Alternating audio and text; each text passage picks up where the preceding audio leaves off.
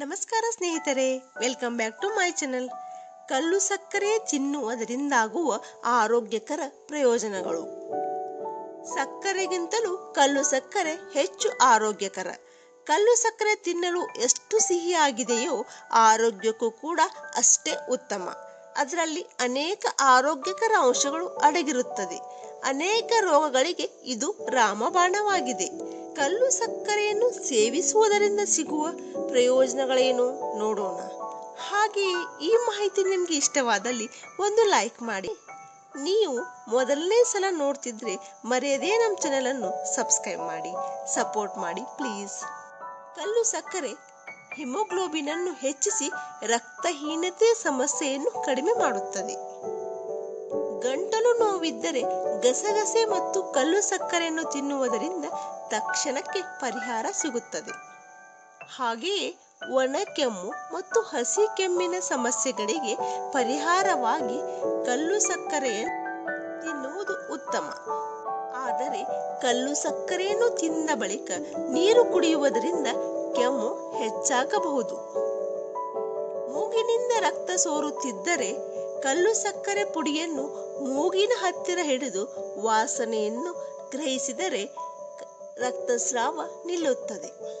ರಾತ್ರಿ ಮಲಗುವ ವೇಳೆ ಕಲ್ಲು ಸಕ್ಕರೆಯನ್ನು ಕರಿಮೆಣಸಿನ ಪುಡಿಯೊಂದಿಗೆ ಮಿಶ್ರಣ ಮಾಡಿ ಸೇವಿಸುವುದು ಆರೋಗ್ಯಕ್ಕೆ ಒಳ್ಳೆಯದು.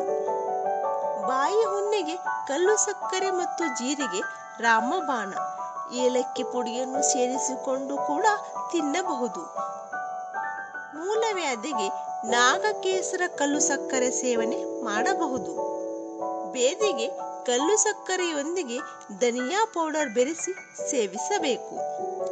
ಸೋಂಪು ಕಾಳು ಮತ್ತು ಕಲ್ಲು ಸಕ್ಕರೆಯ ಸೇವನೆಯು ಕಣ್ಣುಗಳ ದೃಷ್ಟಿ ಸಾಮರ್ಥ್ಯವನ್ನು ಹೆಚ್ಚಿಸುತ್ತದೆ.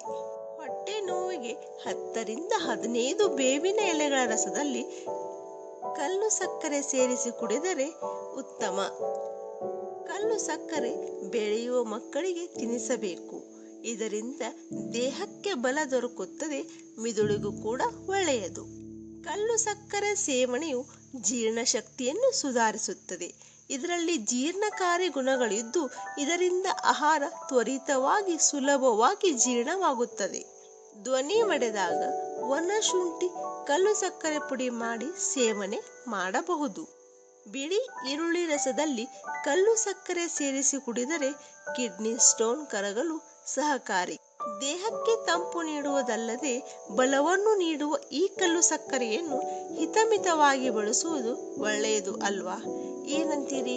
ಒಂದು ಕಮೆಂಟ್ ಮಾಡಿ ಹೇಳಿ. ಧನ್ಯವಾದಗಳು.